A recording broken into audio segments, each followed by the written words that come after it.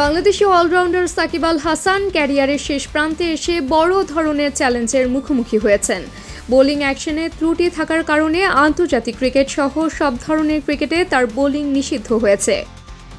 দ্বিতীয় পরীক্ষাতেও উত্তীর্ণ হতে না পারায় সাকিব এখন শুধুমাত্র ব্যাটার হিসেবে খেলতে পারবেন। ইংল্যান্ডের কাউন্টি ক্রিকেট খেলতে গিয়ে নিষেধাজ্ঞার মুখে পড়েন সাকিব। এরপর থেকেই তার জাতীয় দলে ফেরার বিষয়টি নিয়ে চলছে আলোচনা। বিসিবি সূত্রে জানা গেছে, দ্বিতীয়বারের পরীক্ষাতেও উত্তীর্ণ হতে পারেননি তিনি। বোর্ড থেকে বিষয়ে কোনো নির্দেশনা আমরা এখনও পাইনি। প্রথম পরীক্ষায় তার উত্তীর্ণ না হওয়া বিস্ময়কর। দ্বিতীয় পরীক্ষার ফলাফল এখনও আমাদের হাতে আসেনি। বিসিবি জানিয়েছে, গত 21 ডিসেম্বর চেন্নাইয়ে সাকিবের বোলিং অ্যাকশনের পরীক্ষা নেওয়া হয়। তবে অ্যাকশন বৈধতা না পাওয়ায় তিনি একই জায়গায় ফের পরীক্ষা দিয়েছেন। এই পরীক্ষার ফলাফল এখনও প্রকাশিত হয়নি। সাকিবের জাতীয় দলে ফেরা নিয়ে প্রধান নির্বাচকের মন্তব্য, আমরা বোর্ডের সঙ্গে আলোচনা করে চূড়ান্ত সিদ্ধান্ত নেব। আশা করি 1-2 দিনের মধ্যে বিষয়টি পরিষ্কার হবে।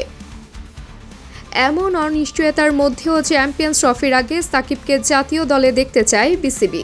তবে এই চ্যালেঞ্জ মোকাবেলায় সাকিবের ভূমিকা কী হবে সেটাই এখন দেখার বিষয়।